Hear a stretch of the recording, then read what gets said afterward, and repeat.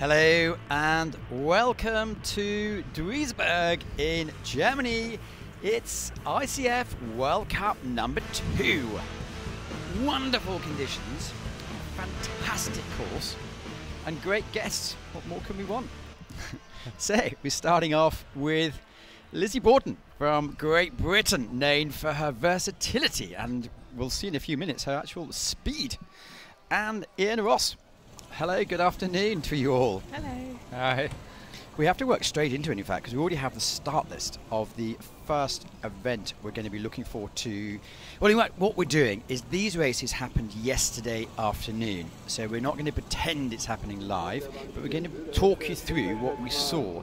Ian Ross is a rather large gentleman from the States who just missed out in the semi-final of the C1, but certainly knows these guys very well because I believe you've spent a bit of time in Germany. Yeah, I've spent about 3 months with them this year training, and I'm going to live the whole summer out here training with the German team. What do we see? We see, first of all, lane number 4, and the Germans really took off a very good start here. Yeah, Jules Otis and Peter Kretschmer really took it out a little bit on the start, and they look very clean and powerful through the beginning of the race, as well as Italy.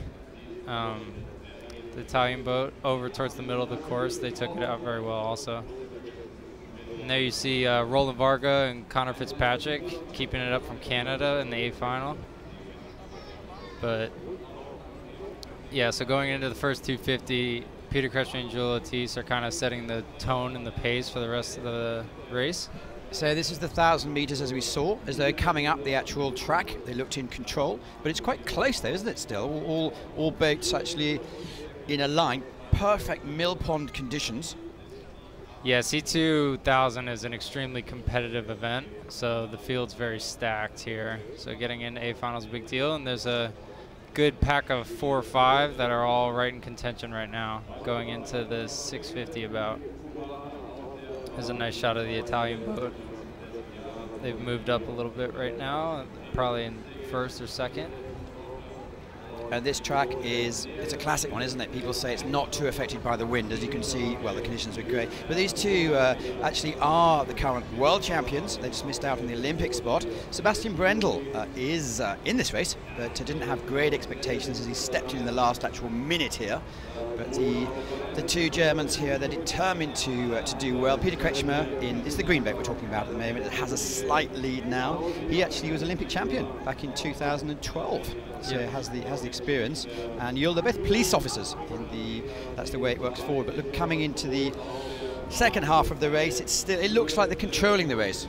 Yeah, I think they just really did a good job of doing their race plan, and they were strong enough and fit enough to have their race plan be in the front the whole time, which is very, very impressive. And you can see in the close-up shots they're extremely smooth and powerful, but right about now people start making their move. I believe Cuba starts pulling up a little bit here. Well, Cuba, interesting. We have Sergio Torres and Enrique Jorg, and they're huge, about 12 or 13 years difference. And Torres, he was telling us the other day that he's hopefully going to make it a 20-year career. He's going into Tokyo, but it looks like they really are controlling. If you think he's a good-looking bloke in the front, he actually does some modelling in his spare time. Yeah, Jules definitely does some modelling. But here, Cuba really makes a good shot at the German team. And they come up real close for a moment, but then Peter and Jules really just apply a lot of power in a very efficient way, and they just keep on staying ahead. This frequency of the Cuban C2 was much higher than theirs. And China really pulled out a strong finish as well. You see them coming up the last sections. Actually speaking to them after the race, they said there was quite a lot of nerves because clearly they didn't compete last weekend in Szeged. At least they did rather well. But the actual Germans said, no, we didn't compete last weekend. And it's our home track. We felt a bit nervous. We wanted to perform in the front of the crowd, and clearly we didn't know where we actually were. So it's a great, I think they're really happy with themselves afterwards that they put down a big marker. Most importantly for most of these teams is that with not the Cubans and Brazilians, but the most athletes in here are going to be competing in Belgrade in a couple of weeks' time in the Europeans. And then the big match is clearly going to be in Montemor Velho in Portugal, which is where we're going to have the world champions. So we saw there, 3:30. Otto Kretschmer took it home for Germany with Torres Madrigal for Cuba, and Lian Wang taking third medal for the Chinese. times in these conditions? Yeah, 3:30 is a very fast time always, but for this race course, I think that was just a very fair race. There was nothing really special about it, and so that's a really good time. They're definitely world class. So now we go to the K1 1,000 meters, and it is a good international field. Karin Johansson from Sweden has great memories of this track when she took the Olympic place with her partner a couple of years ago in the shoot-offs. Kat MacArthur from Australia looking good, and Lizzie Broughton. How are you feeling, Lizzie? Pretty nervous on the start line, to be honest. I haven't done much 1,000-meter racing, so it was a bit of a play into the unknown. But yeah, pretty nervous, but okay once we got going. If you are just tuning in now and saying, how are we doing this? No, we haven't mic'd her up. This race was taking place last night. Yes, this was yesterday afternoon. I haven't actually watched it back yet, so it'd be good to see the race. I think you did still win. I hope so. So talk us through the race. Are you conscious of the others? Where are you? Yeah, I mean, early stages, there's always quite a lot of boats around you, so you're pretty conscious of where you are. I think probably at this point of the race, my start's never my strongest point, so I'm just trying to stay in contention with the others really and keep them around me and not too far ahead of me. So you're in the white boat, which could be many. One of many. Lane number 4. So who goes out the fastest? So it's the Australian girl, Catherine. She went out pretty quick. She went out quite quick in the heats as well. So really just trying to minimise the gap, but still sticking to my own sort of race plan, but trying not to let her get too far ahead at this point. And I think Kat MacArthur, in your picture here, she was extra motivated in the sense that the K4 500 women in the Australian camp, extraordinary situation last weekend, they took the silver medal, and she said, I want to be part of that. And that's why she's really she's showing them how things are going out. So at the moment, you're not the favourite, you're in 3rd position, but you're starting to move up a little bit. Yeah, I think, what's this, just through 750, just the middle bit of the race always seems to go on forever, but just again trying to sort of keep the paddling going nicely, not get too excited yet. Still a pretty long way to go, and yeah, the other boats are beginning to drop back. I think all 3 of us. So clearly you have the motor, because you're quite a rather fine athlete in the longer events as well. Yeah, this is seems quite short compared to a lot of what I've done previously, sort of the marathon side of things. But last weekend in Szeged, we second, I believe? In 5K, yeah. That's right. Anyway, coming through the halfway mark, it's still Kat MacArthur for Australia, who is really a good lead. 2nd place and 3rd place are still in touch, with a couple dropping off the back at the moment. Yeah, so I think at this point, yeah, you can see it gets pretty level. I think for quite a while, there's 3 of us just pretty much paddling alongside each other. You can pretty much see what's happening to your left, so I was aware that we were all in a line. Again, seems to take forever at this point, but still so, ploughing on to the finish. Well, this is where did you make a move, or did the others drop off? Here you are. I think it's a combination of both, really. I mean, this part of 1,000, everyone's getting slower. I think it's just a question of who can get slower the least, if that makes sense. Absolutely. And the conditions there from here, they look wonderful. How are they on the water? Yeah, really nice. Perfectly flat. There might have been the tiniest of tailwinds, but nothing to sort of disrupt the pattern. No waves or anything, so pretty much perfect. Are you conscious that you're coming out and taking a slight lead? Yeah, towards the end I was aware that the others were dropping away, but you can't really tell how far away they are. So I knew I was ahead, but I didn't really know how far ahead. This is like a horseshoe end, so there's no way out. So the crowd is on your left, and the German new boathouse, which is part of a $10 million euro investment, is really coming into your own. You're coming to the facing stretches. Lizzie, you look like you're holding it together. We still going good? Probably didn't feel like I was holding it together at this point. I think once I kind of edged into the lead, I just wanted the finish line to arrive, but it seemed to take forever. But yeah, at this point, I think everyone's hurting, so you're really just trying to get to the finish as quick as possible. Anyway, we had Karin Johansson still in your picture in lane number 5, who's keeping you working. Yeah, I mean, we had a really good race last weekend as well. I think we were sort of 0.2 apart, so I knew it'd be pretty close between us. And this is a replay of yesterday's A final in the K1 1,000 meters, coming you from Duisburg, and you coming up to the line after a great race and taking the victory. Second was Sweden and Kat MacArthur. I believe this is her first senior medal, so she was really delighted. Yeah, so pretty much just relief at this point that that's done. I managed to execute my race as I wanted. There I am, looking tired.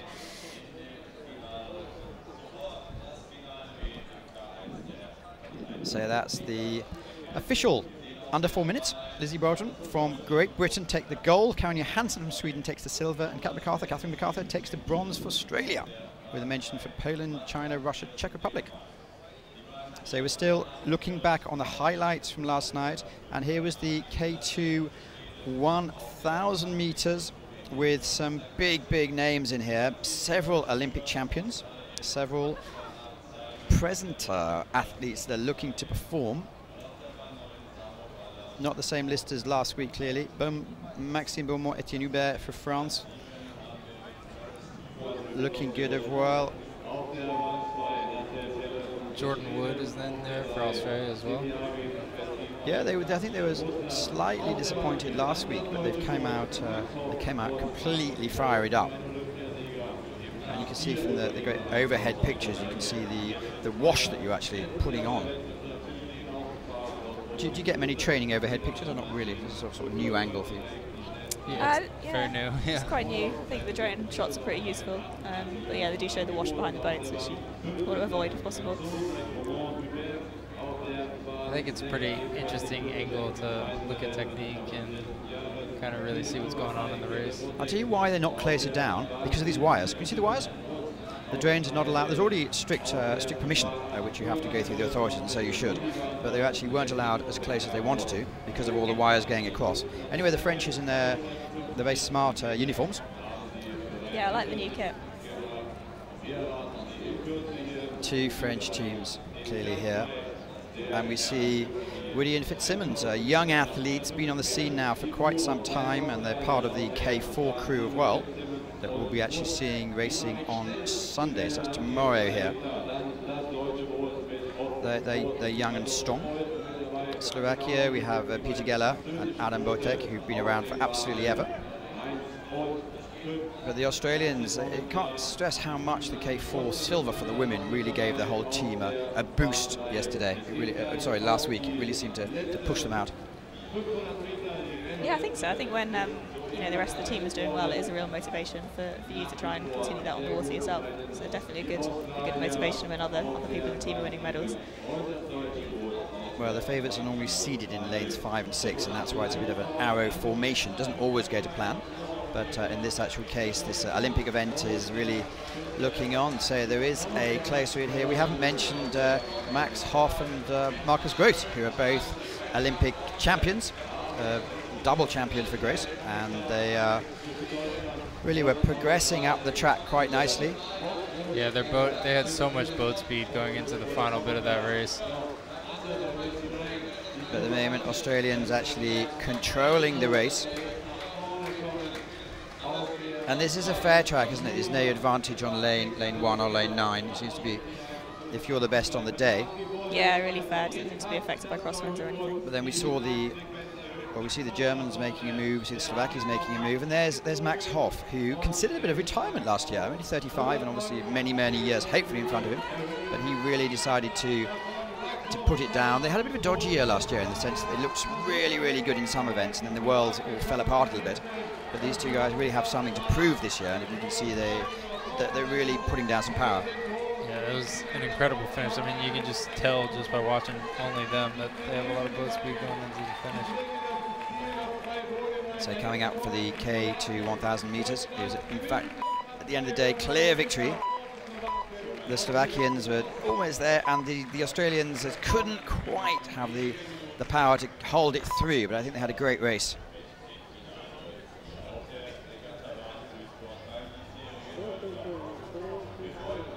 And clearly delighted to have this victory on the home course. Here we go. Hoff, Gross, first over the line, gold for Germany. Geller, Botek, silver for Slovakia. Fitzsimmons would take the bronze for Australia. Hoff lives about 20 kilometres away, and clearly they enjoy the conditions here, which have had a huge overhaul in the last year. So the Germans' team quarters opposite where we're sitting now, which is actually on the finish line, up in the grandstand. So right of the actual course, right of the track, is the competitors' area. So they're not bothered by the fans and family. They can actually be left alone to prepare and do all they need to. And then on this side where we are, there's a really good grandstand, the finishing tower, and everything is good for action. Yeah, I think everyone enjoys it just because it's such a fair course. I mean, you don't have to deal with or worry about anything like a lane is faster than a different lane. It's just a really fair racing course. Well, that's what we want. So now we're switching from yesterday's finals that we like to replay, and today is the timetable. Well, you can read yourself. There's a packed with action. We're going to sneak in a couple of medal ceremonies if we can during this actual procedure. But the first race in about 3 minutes' time is going to be the K1 500 meters for women, and it should be a lot of fun. So Lizzie, you're happy with your result yesterday, yes?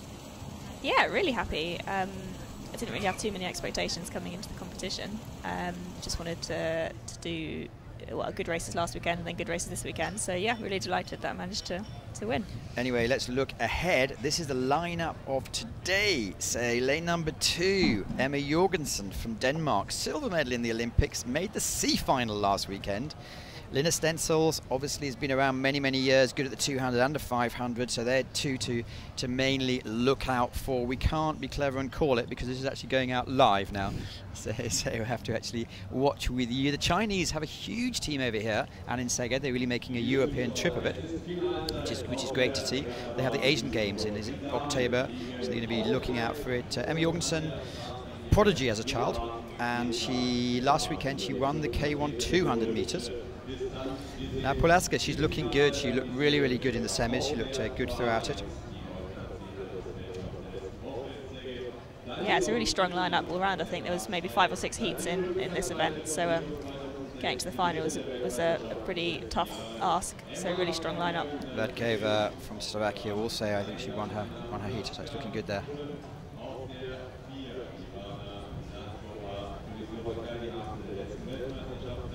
Lina Stensels made her Olympic place here a couple of years ago. I was absolutely delighted when she came through the repechage through the last minute door.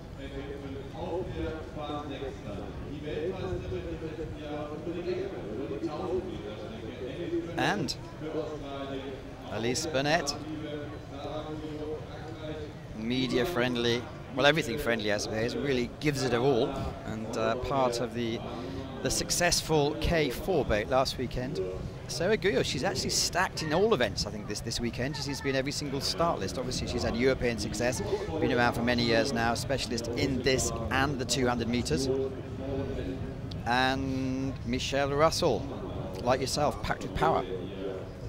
Yeah, certainly got a lot more power than me, but yeah, really great start list. So where are we now? Well, in the semi-finals, so they're all athletes who went through, and Anja Osterman, say from Slovenia. It's interesting to see how she manages the actual event. And we saw from the semi-finals, the quickest was Linnea Stensels, came through 1:52. Anna Polaska, sorry, came through 1:51.4, but they're all fairly matched. Alice Burnett, she won her semi-final. Nadkova won her semi-final, so there's perhaps the 4 to look out for. But it's going to be a cracking race, because if you look at the times of the heats and the semi-finals, there's 4 or 5 different athletes within a second, so that really gives us that. Yeah, it should be a really quick race and a really close race as well. Well, Linnea is the first off the mark. So the tactics here, I'm not asking you to go into details, but I guess it's go out fast and settle down a little bit? Yeah, settle down a little bit, but it's not that long a race, so the settle down phase isn't really that long. It's pretty much just go from the start, to be honest.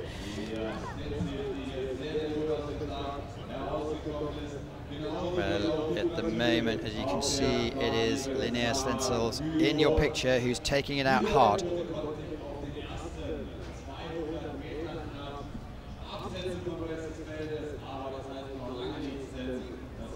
And Emma Jorgensen as well, making a good effort there.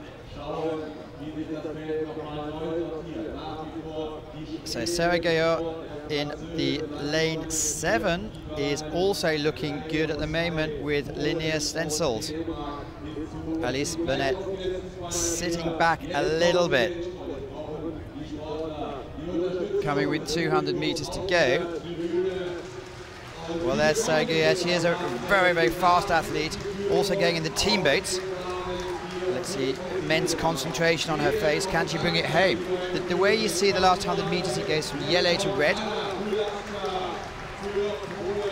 Well, 3 athletes in a line here.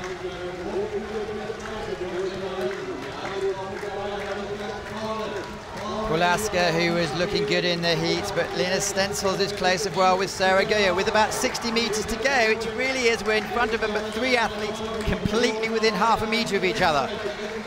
Coming through, it looks like Linnea may have it. Wow, what a close finish.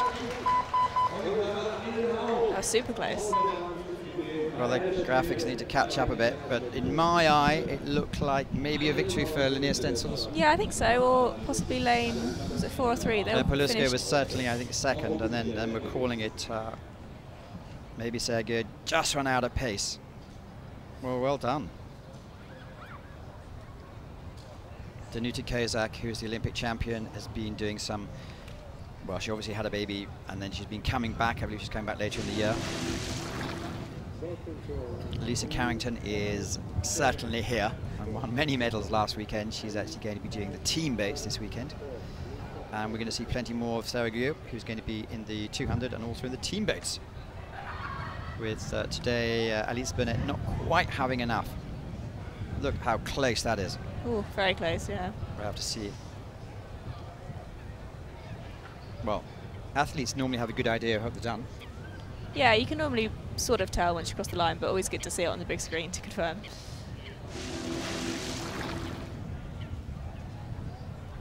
We're going to have a virtual line. This is a great facility. You actually have the main track, which is the full distance, and then round the back you have you go under a bridge, and then you have quite a big area, big area where you can go and warm up. So it's really everything you need. And we're in the city of Duisburg, which, I don't know if you know this, but it is the biggest inland port in the world. I did not know that. No, it's a new fact. you do now. That's mainly thanks to my researcher, Ross from ICF, who gives me these amazing facts. Not you, Ross Solly. Yeah, definitely not me. This is Ian Ross, who is a canoe specialist, and that's why you had a bit of a sleep during that last race. But we'll have you back online in a couple of minutes' time. It's very good. I had a very good There's race. definitely no sleeping during and that I didn't race. see the others, so I just did my thing, and it was very good. Did you feel like you'd won when you crossed the line? No, I wasn't sure. I saw that I was probably on the podium, but I didn't know that I won, so it was very good. Congratulations. Thank you. I don't know if you heard that. We sort of picked it up. Essentially, did you know you'd won when you crossed the line? No. Well done. Thank you.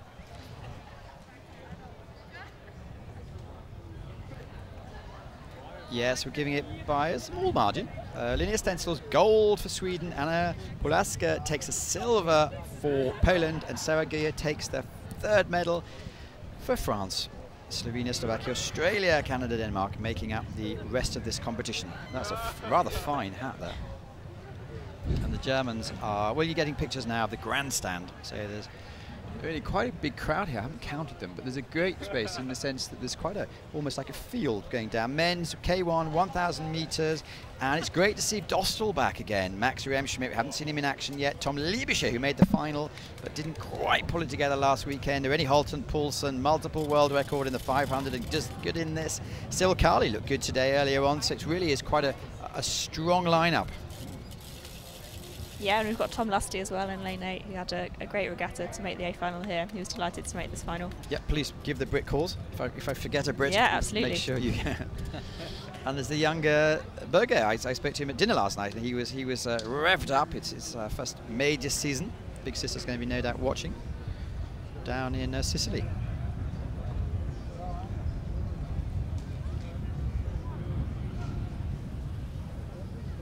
Great for him to make a final. Samuel. Looks like the wind's actually picking up a little bit, so some of these times might get faster as we go through the day. It's going to be interesting that, because last week, this is sort of anyway, there's Rennie Holton Poulsen. He has no surprises here. Obviously doing well. He's packed full of sponsors.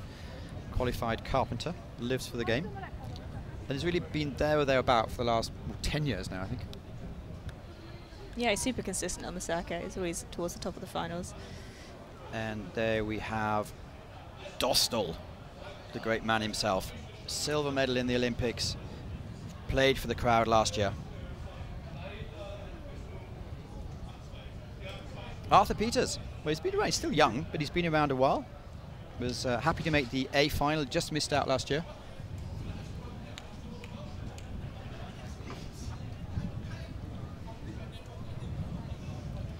Max Remsman is looking good. Yeah, he had a great race earlier today.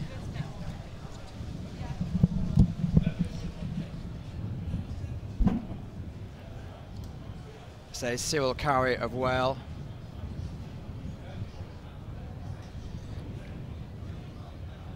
Frenchman been really, really good. Ian Ross, I'm going to ask you to step aside just for about 1 minute. No problem.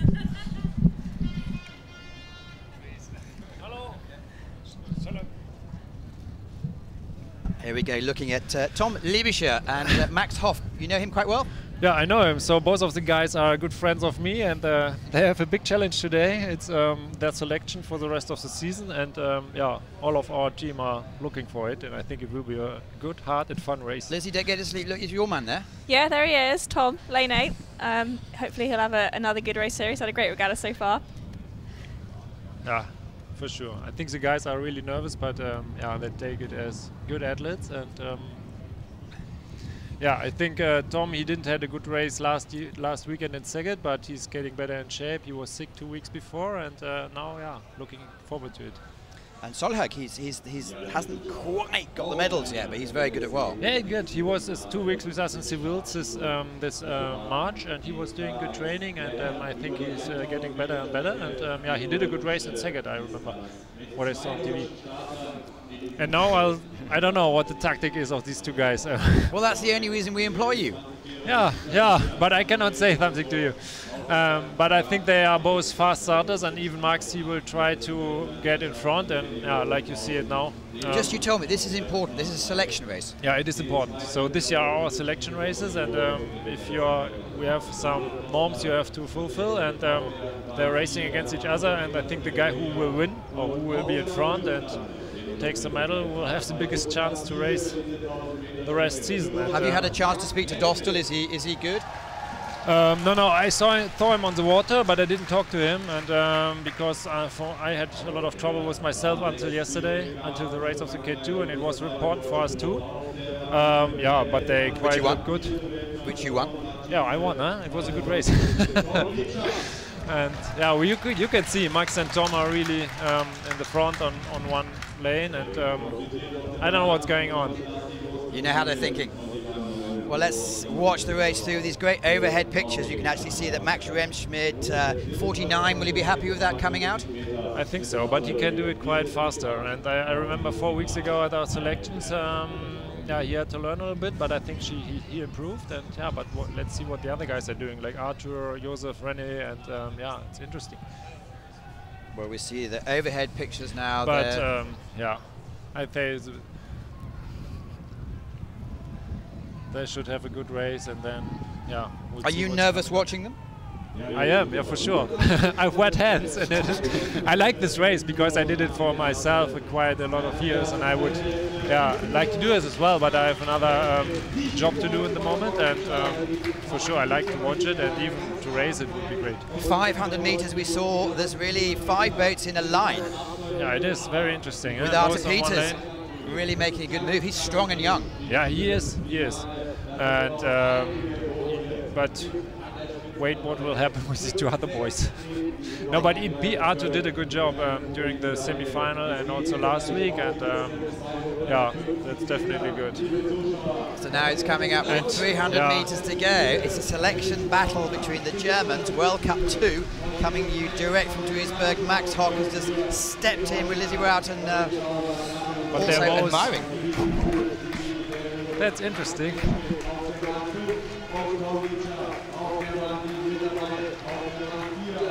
And Max is a little bit in front, behind Arthur, and starting now. I think they will start now at 200 meters. Even Max started now. Well, no one has a quicker finish than Tom Liebischer on his day. I don't know. Max is such a good, has such a good performance, and Tom as well. But now it's Max in front. Tom will come, I think. But it's a length. So Arthur Peters is leading them out, but it looks like Max Remschmidt is really charging. Yeah, he is. That's good. He's doing a really good job. That's phenomenal. Well, coming down with 80 meters to go. But there's Tom coming. Tom is putting down the cinema. Whoa, that's a close race. And Well, 20 meters to go. It's Max Remschmidt going to hold on for the first place. Second's going to be really close. Puts his hand in the air. It is. First time. Congratulations to him. And whoa. Well, that was fun. That was fun and interesting. I cannot say a lot. Congratulations to Max, and sorry for Tom, but that's a sport, I think. So this is the K1 1000 meters, and Max Remschmidt looks exhausted, but he's given it everything. Yeah, it was the fastest race he ever did. But even congratulations to all the other boys. Even to make a final in this level is really good. While we're waiting for the scores, your race yesterday, it looked great. It was good. It was just a good improvement, and we had some selections the week before, testing a lot, and we were happy, definitely. Great. I'll let you go. Thank you so much for coming in. Thank you.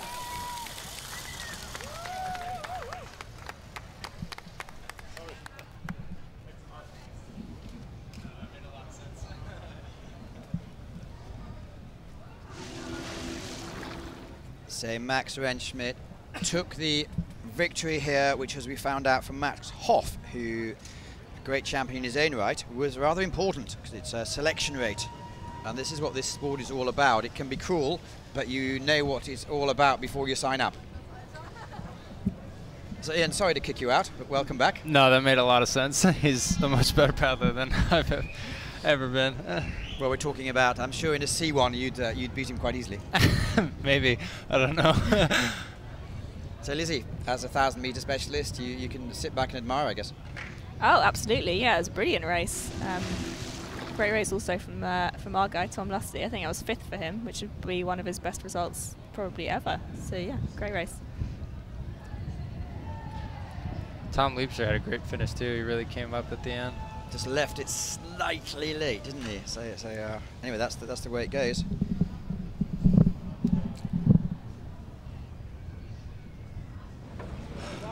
Anyway, here's Tom. I think he's going to have a word. Hopefully, Oh, because they told me I'm not in the book. come over. But after they've absolutely given it their all, not surprising. So the boats are called out and they go to boat control. You have a chance to weigh your boats clearly before, but they're checked, all their dimensions are checked just afterwards. Well, Max, you've made the home crowd here today very, very happy. What a great win. How do you feel? It was a fantastic feeling. The race was so good. Very hard. The other guys so fast. And I don't know why my finish was so fast, but I'm very happy that I'm win the race. And I hope the other guys would be fast enough.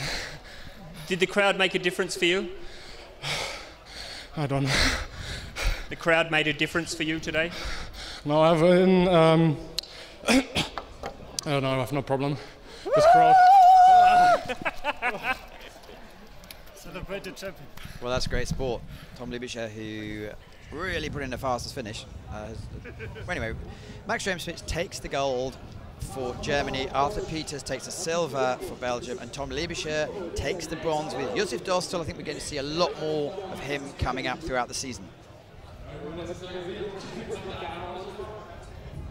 C1 men, and I promise I'm not going to kick you out this time.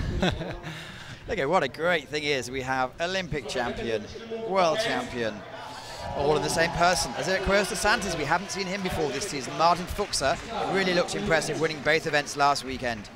So this is a star-studded field. I think we have pretty much everyone here. Thomas Kazor from Poland is the slowest time into the heat, and he's won medals at World Cups before, so this is a really stacked field. That's Carlo Ticini from Italy. Ticini looks really good. He looked. We're talking to Brendel yesterday, and I said who's going to do well, and before he mentioned Isaac de Dos Santos, who's his great mate, he said look out for Ticini. But Adrien Bart from France also looked really, really strong. He's very strong this year. He's doing phenomenally well. He's very, very strong paddler, and I think with the help of Matthew Gubel as their new head coach for Canoe. Yeah, he looks happy, doesn't he? Yeah, he still looks huge. He still looks like he could make a final in C1000. Thomas Katzor, a great adventurer as well. So it really is, as you'd say in the lingo, a stacked final here. Yeah, Craig Spence from Canada. I mean, he's went super fast. He's made a final a couple years in a row now for C1. Obviously, Ezequiel Dos Santos is extremely fast. Well, he's been around on the scene. I remember, was it 2012 he came on? He was like an 18-year-old, just a mega athlete even then. Yeah, 2013 he was the first time he medaled at Worlds, and it was here actually in Duisburg. He medaled in the 500 and the 1,000. But he's still very young, so a lot of years ahead of him of being fast. And of course, he has an amazing backstory. At 10 years old, he fell out of a tree and lost a kidney. And a bit earlier, when he's 5 years old, he was kidnapped, and his mother managed to get him back. Yeah. Anyway, here we go. Sebastian Brendel. He's saying he's a bit short, which basically means similar to last year. Last year in Montemor, he didn't do what we wanted, but he knew how to control it. He peaks when he wants to. Yes, he's very good at being fast when he wants to. There's a good shot of Craig Spence getting ready for his A final. Very fast Canadian, super young, super talented. Well, Canada with Mark Aldershaw, who's been bringing them along for the last 6 or 7 years, is obviously a good reputation. Martin Fuchser, we wanted to talk to him this morning. He said no. He gets quite a bit nervous, I think, before the races, which is a fair point. I think he's a very hyper-focused individual. He's just really good at being calculated and being a very good paddler. His technique is incredible. Obviously, he's a world record holder for the 500.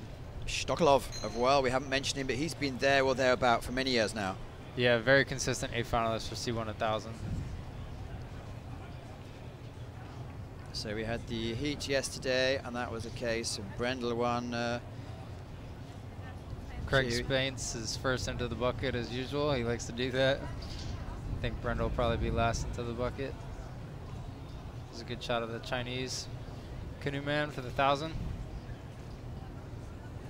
Stefan Kiri this morning, he cruised down. He don't know what he was doing, but he obviously didn't go right. Kiri has been ill for a few weeks now, so maybe he's still not feeling his best. Okay.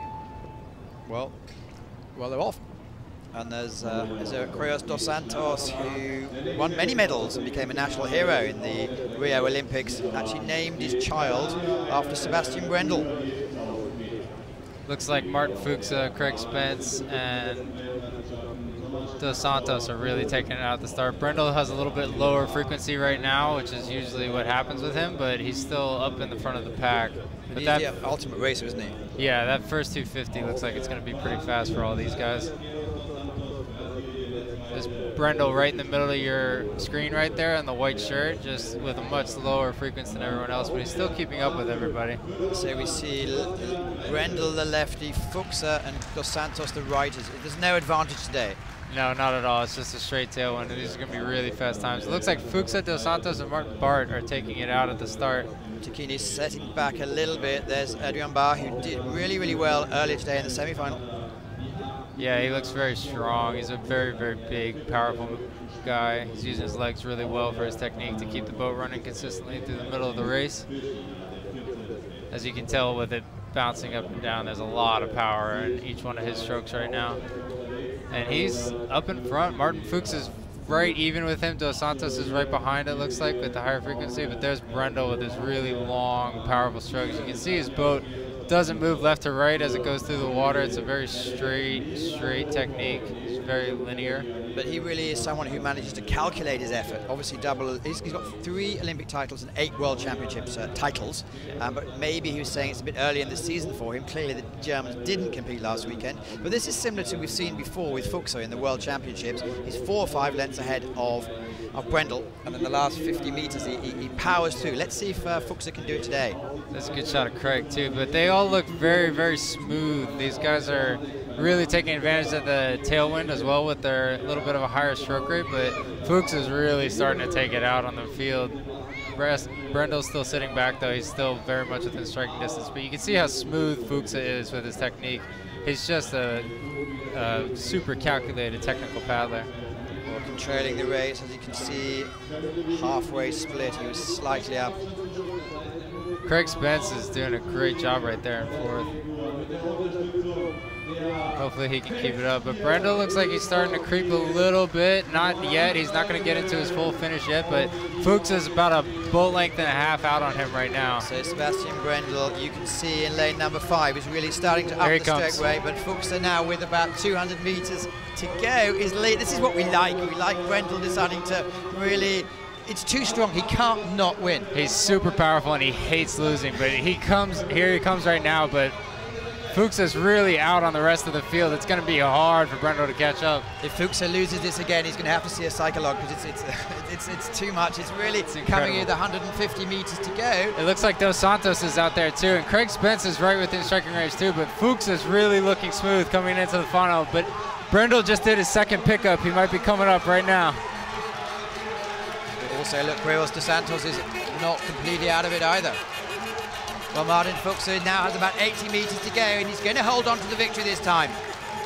Dos Santos might get Brendel as well, but this is a good workout. But well done, Martin Fuchs. When the pressure counts in Germany, he comes over and convincing victory. Craig Spence looks like he might get 4th. Well, to be fair, it goes to form. It's going to mean a fascinating lead up to the Worlds in Montemor in Portugal. Yeah, those 3 that just medaled are always the top 3 for us. They're just incredible paddlers, all of them. That was a phenomenal race by Fuchs, though.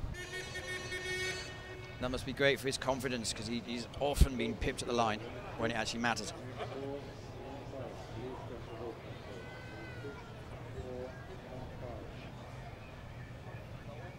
And often what we see all athletes panting at the end of their races, but some of the C1 guys, you see them, they're just so completely out of it. They've just given everything at the end. Craig Spence might need some real medical help right now. He's just all the way down in his boat.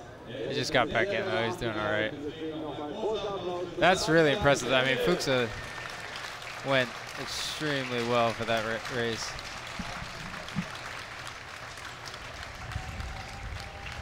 And not breathing that hard at the end. That's really impressive. Some of the most emotional pictures of when these guys are on the pontoon afterwards. Yeah. They're really giving that whole work. He's going to have an interview with Ross. Let's see what he says. Man of few words. Is even better, yes? Yes, it was. I was a little bit tired after semi-final, but final race was good and I'm happy. My 2nd win. Congratulations. Thank you. I unfortunately can't lip read, but normally well, we'll have to find out later what he said.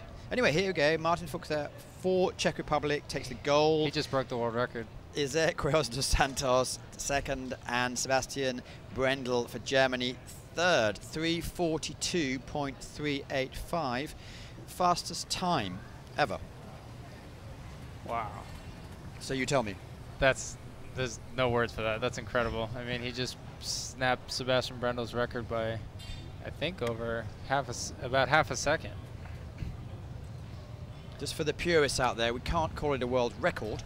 We call it the world's best time. But hopefully in a couple of years' time, they'll sort that out. Yeah, true. I mean, he really took it out in the middle of that race and just maintained his technique and was extremely smooth going into the finish. Lizzie, did that tempt you to jump into Canoe? No, not really. I'm quite happy just watching other people do it very well. I don't think I'll put anyone through myself trying to attempt it. So the previous best time I had was 3:43.422 by Sebastian Brendel. So he does have the top times. Last week he had a new top time, so he's certainly the best athlete, male athlete, because I think Laurence Vincent Lepointe, who we see a bit later, every time she jumps in a boat, she has a new best time. Yes. And we were interviewing her last week, and she still has another 2nd to go. Anyway, here's the grandstand. Here you can see, well, the great thing, there's a lawn, so you can bring your picnics and stuff. And then there's the grandstand. And we'll be seeing some more races to follow in a couple of minutes. Are we going to have an award ceremony? That's normally why we have a bit of a delay.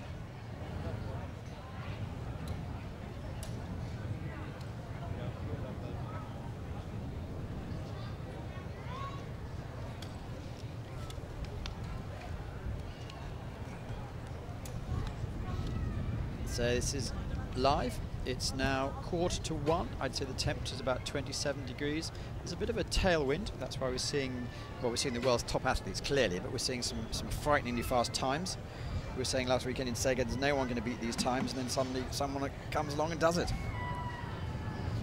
Is this just a golden generation, or do you have the same kit as they had a few years ago? I don't think the kit's changed too much in the last few years. There's always sort of slight advancements in the boats, maybe slightly different variations on the paddle, but fundamentally it's the same kit as it has been for the last few years, I think.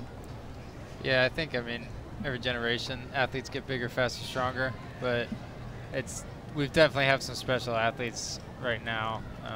As a student of the sport, Ian, has the technique in canoeing, has it changed much in the last few years? I think it's changed a lot starting late 90s, early 2000s. It kind of got away from upper body as much and started incorporating a lot more hips and legs along with the upper body. As you can see with Martin Fuchse, he really uses his legs a lot. It's a similar technique with Craig Spence actually, but yeah, so I mean, obviously if you're fighting someone with your legs versus your arms, like the person with the legs is going to be a lot more consistently powerful, but having the coordination to actually make that effective and efficient and still smooth is very, very hard, which is why it's so hard to understand how Fuchs's boat runs so smoothly when he's really driving the boat with his legs. And the boats, have we seen them change much? I know we saw that, was it in LA Synchro a couple of years ago, changed everything for the kayak. Any changes in the canoes? I think I mean, I think we just saw in that final every boat other than Martin Fuchse was a Plastex Rio or Fighter, and there's a design on the bottom of that boat that's actually very similar to Martin Fuchs's boat, which is the Nello 5, that are all very similar. It's just a flattened design on the bottom to kind of help the boat hydroplane. Right. And that breakthrough definitely worked, and it's been adopted all through the sport. So other than that, though, everything's just a toothpick of a canoe. Okay, so clearly, as you can hear in the background, the traditional music's coming forward for the presentation of the medal ceremony.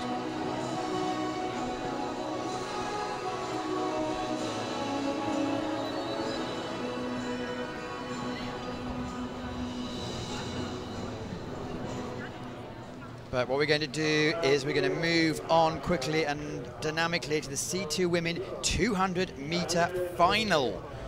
There is the medal ceremony going on, but obviously the priority is going to be the racing of the C2 women. So, Ian, we're going to have to use your expertise again. 2 Canadians, and we saw the Roy Cry Hardy. They look good. Yes, I think both Canadian crews are going to be really strong, as well as the crew from China. They were all really... Well, they looked really, really good last week. Yeah, it was very tight racing between those 2 crews, so it should be a really competitive race here. I'd be surprised if one boat took it out on the rest of the field. So last week we actually did see a Chinese victory, Linying Zhang, in the front of your picture. They actually they really have quite a strong team coming over here. So apologies if you wanted to see live the K1 women ceremony, but that's just the way it is. We have to concentrate on the racing, unfortunately.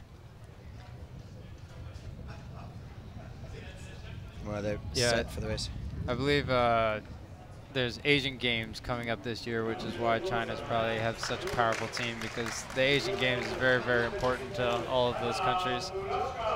Well, I was actually speaking to one of their coaches some time ago, and he was saying the most important is the Asian Games, and then it's the Olympic Games, which is incredible. Yeah. It's financially, if they win a medal in the Asian Games, it was well over 100,000 euros a few years ago, the bonus, and so with all the other benefits, they can retire for life. So right. That's where a couple of years ago we saw virtually no Chinese athletes over here. Yeah, there's a high level of motivation to win there. Sounds pretty good. Yeah.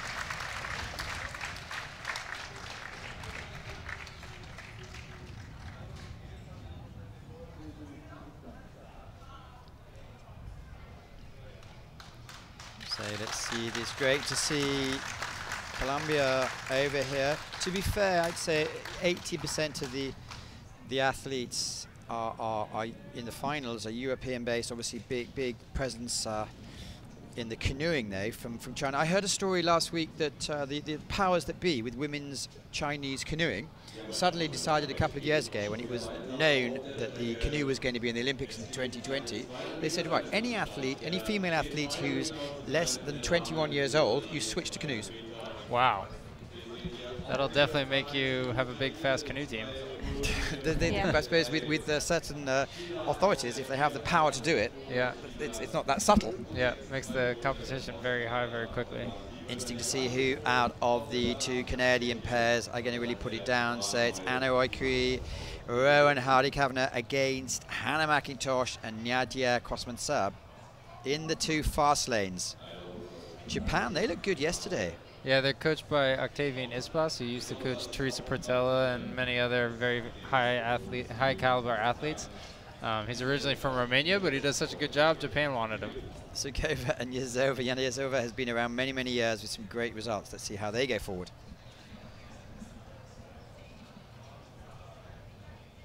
So the wind is a little bit of a tailwind.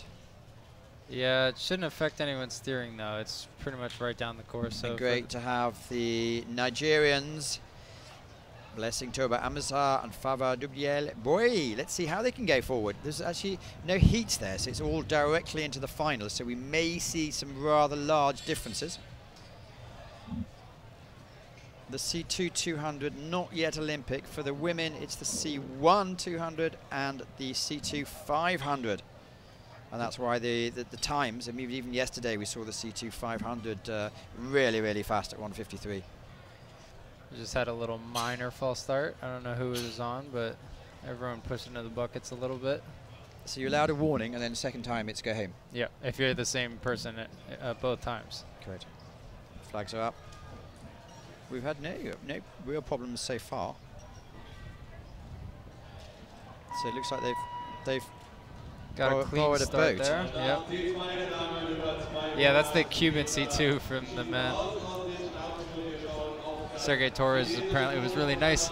We saw them a couple of hours ago on the water, so they obviously lent them their boat. Anyway, it's going to be a fast and furious race. It looks like the Chinese are coming out with a fast start. Looks like China, Japan, and Canada have really taken it out, but that Chinese boat is really taking it out on the field. Both of them, actually. Well, they won last weekend ahead of the very powerful. Looks like lane 6 in Canada, and the two Chinese boats are leading. Well, China won too. China, who won last weekend, it's going to come to quite a close race, but no doubt about who's first across the line. It's China. Can the Canadians?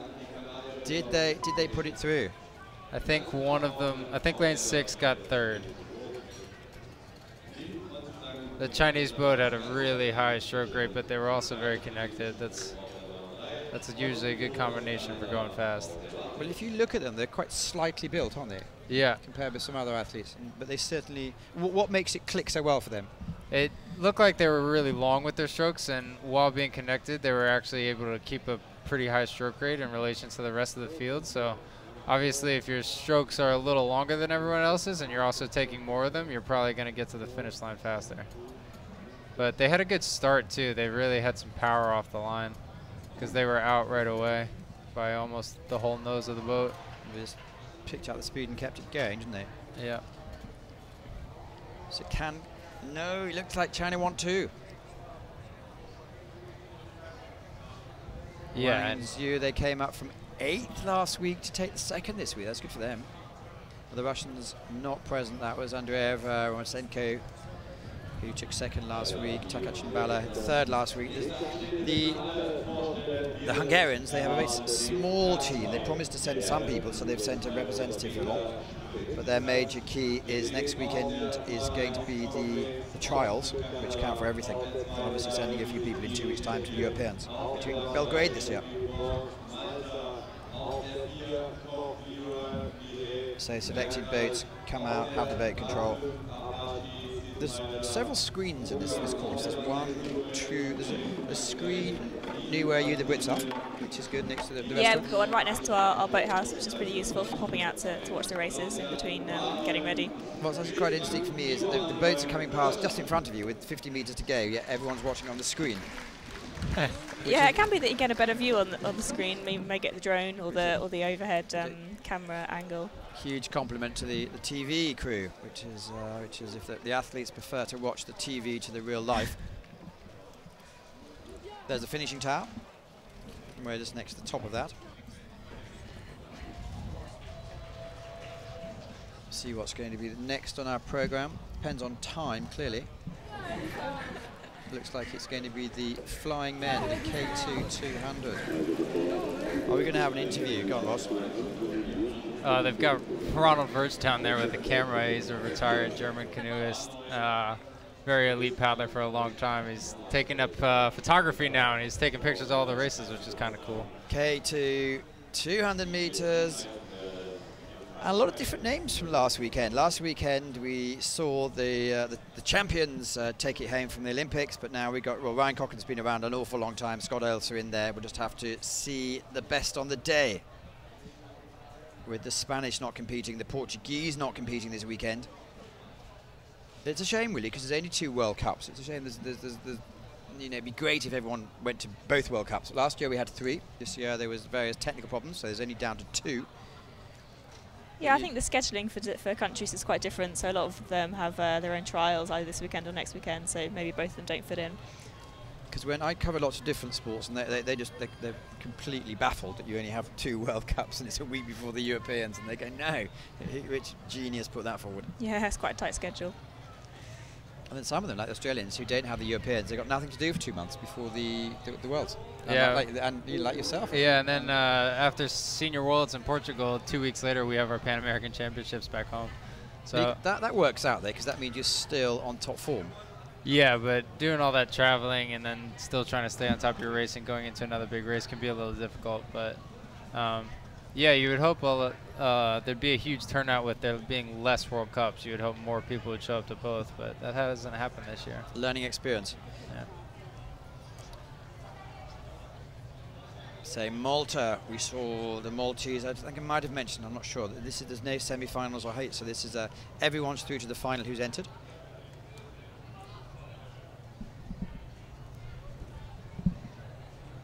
So Matthew Shremby and Samuel Borg. Let's see what sort of time they can put forward. It was 31 last weekend. It was incredibly quick.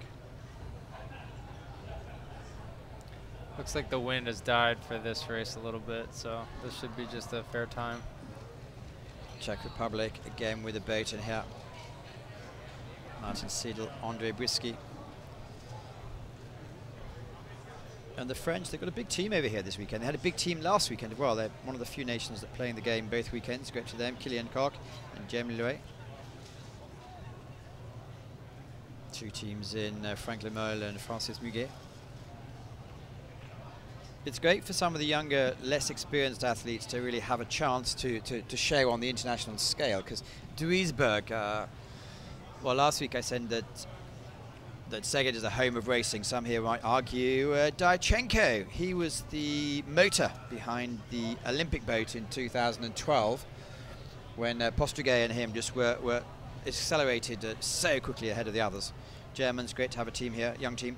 Very young team. Very fast team, though. So K2 200 meters, ready, and they're off. As we'd expect, they're all in line. It looks like the Canadians at the bottom of the picture had an amazing start. Yeah, Ryan Cochran and Stott, Alex Stott. You can just see the stroke rate that they managed to put forward. Yeah, it's incredibly high stroke rate, and it looks like it's going to be a blanket finish. Well, it's completely in a line here. It's like the Russians do.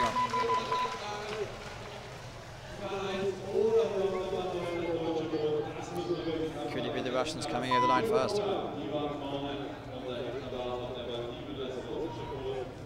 Well, the Hungarians are claiming it.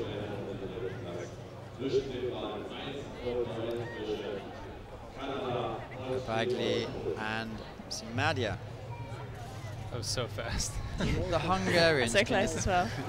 The Hungarians can just throw out probably 10 teams that won't be ashamed of themselves. Yeah, they've got huge strength and depth here, so probably a different team here to have last weekend. You're a bit of an academic, Lizzie. Do you actually follow the do you actually follow the techniques and try and adapt, or you say this works best for me? I think it's fairly individual, to be honest. Obviously, there's some standout techniques which you'll always try and model yourself against, but it's very individual, and what works best for someone might not be best for someone else. And when you were growing up, did you have a hero? I don't think so. I did lots of different sports growing up, so I was generally into any big sports people. They were my heroes, but no one in particular. Really close race that the Hungarians are claiming it. The white line is obviously a virtual line, that's where the camera is. Congratulations on a great result out there. It's so fast. It's such a fast race. How do you feel to win that race? Thank you. That was a really hard race. That was our first race, but this is perfect. Thank you. Congratulations. Enjoy. Thank you so much.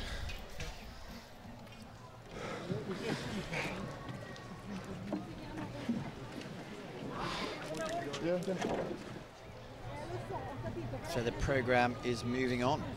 It's pretty impressive how tired those guys can get after a 30-second race. Yeah, really impressive. Really impressive. What's that, 32? Serbaghi and Zimadia for Hungary take the goal, Russia take the second, and with Dyachenko in the back and Lemoy Muguet, bronze medal for France. Just slightly off the pace, so the first 3 boats less than a third of a second. And the stats come out of here, the acceleration they have on these boats and the stroke rate is quite impressive.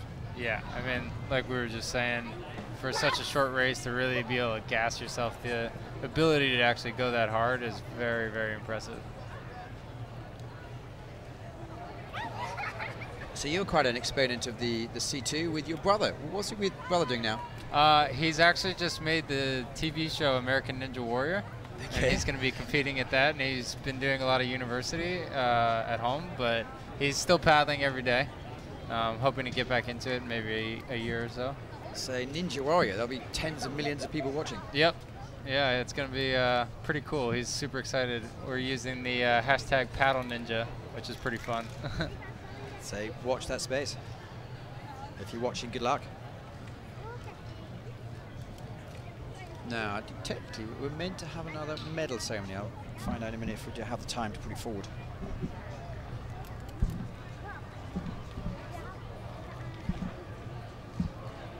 So racing started here on Friday morning, where they had quite a lot of heats in the day. And then what's different here than last year is that the athletes mostly have been on the water this morning in semi-finals.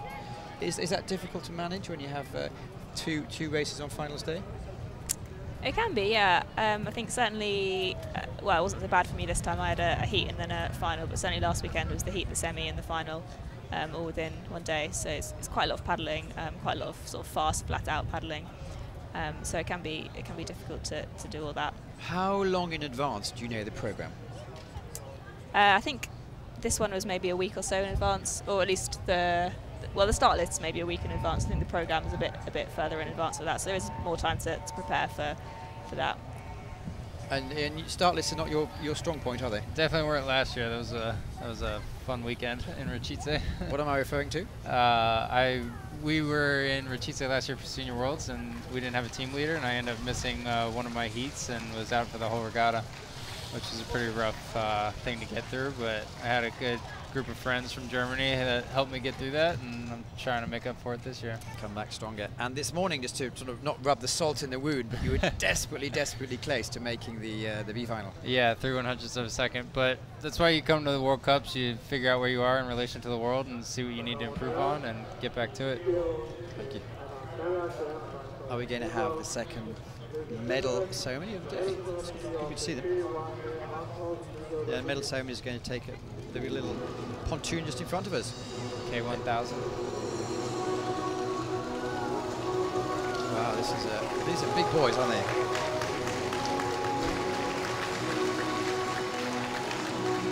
And there's a lot of stake here. We had Max Hoff on the commentary, who was not expressing any favoritism whatsoever, but he was mentioning that he was in internal trials for the European and probably Worlds. As you can see, Max Rentschmidt actually came out on top today.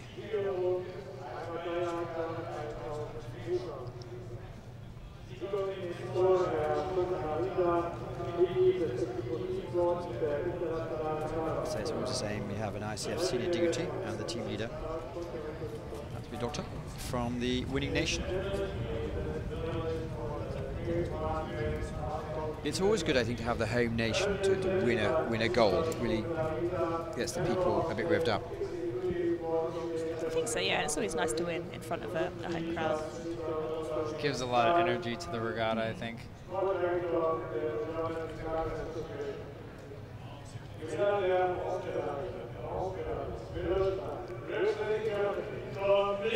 So the world champion, Tom Liebescher, steps up and takes his bronze medal. He was pretty much the only top-level German competing last weekend, where he made the A final early in the season there for Tom.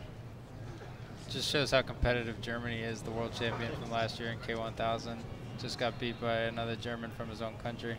Yeah, but Tom's a bit special there in the sense that he fine, really fine, just missed out on the 2012 Olympics, the 200 meters. That's right, yeah. And then really pushed it strongly in the 2-2. And Arthur Peters from Belgium, who, another large man, is stepping up to take the silver medal. I think he has his eyes firmly pointed towards Tokyo.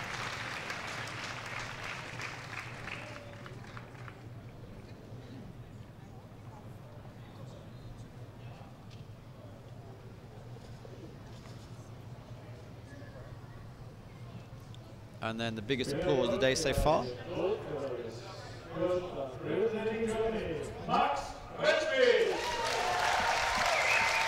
Max Rentschmidt takes the gold.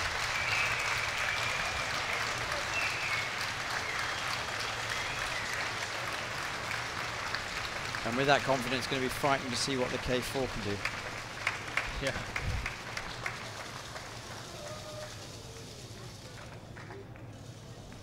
I was asking Max Lemke, they all call Max in Germany, what he thought would happen with the actual K4, and I said, will you get down to 117?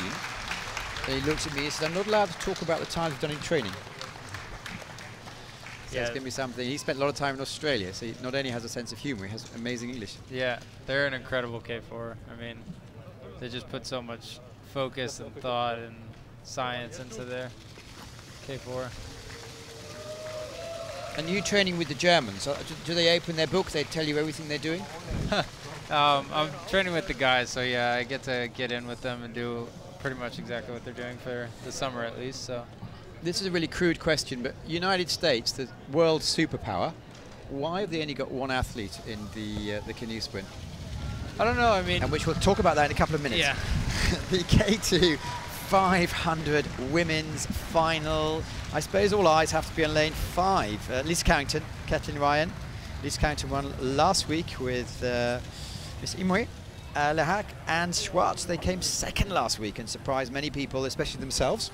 Yeah, it's a great result for them. I think for this one you can't really look past New Zealand. They've been so strong the last few years in the crew boats. So I'll be looking towards them for this one. But I suppose if you find yourself a Lisa Carrington with the force of character and the athletic abilities and the work record, give yourself a coaching staff like they actually have. It's the right formula. Frenchies again, they're going in the K4 of world. Yeah, lots of athletes doubling up K2, K4 here.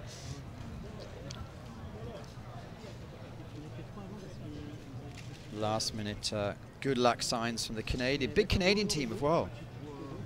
Anders Gustafsson, from his great success with Artemis, the America's Cup team last year, has come and I believe his title is technical director, who's certainly putting a bit of experience and enthusiasm and says how to avoid the bumps so the athletes can get to the top of their potential and even more quicker than they expected. As well as Andreas Dittmer for the C1 canoe coach. Forgot about him, but you shouldn't forget about him. An absolute legend who's coaching a very young and motivated canoe kayak team.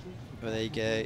Caitlin Ryan, I think she set the world's fastest time last weekend in the K1 500, back with Lisa Carrington. Lisa Carrington, very diplomatic when talking about all her partners. They're all really chuffed to get in the boat with her. Yeah, I think they've got such a good group that they can do so many different combinations that are still going to come out on top. interesting to see how they, because in the Worlds last year they really stretched themselves, didn't they? In the K4, they didn't actually. They were beaten by the Hungarians. Let's see they have managed to come forward today. This is an Olympic event, so it's one of the major ones. 2 French boats, as we see. And the French have had some stability for the last 3 or 4 years now, all built around Saraguyo.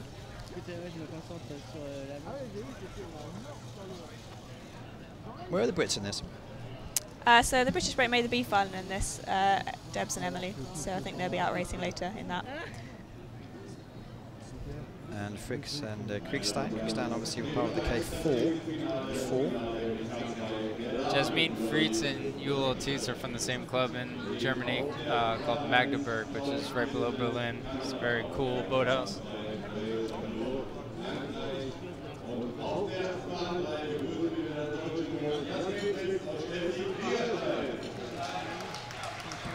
So a final, I'll talk you through their tactics, because they told me the last couple of years when they've come to Duisburg, they've run out of steam in the last 100 meters. So they say they go off a bit more measuredly and see what they have the tank to last 200 meters. And last week when they came second, it was like, whoa, we've got plenty of energy left. So Victoria Schwartz, who was the 2011 world champion, said, let's keep it going. Anyway, we've just seen little brother rather, who's bigger, but younger, come forward to take the silver medal. So Aman Peters from Belgium. Let's see how she goes forward. Poland, good on the Scrabble board. That not seen too much of them in the last season. It's been a really dominant pair.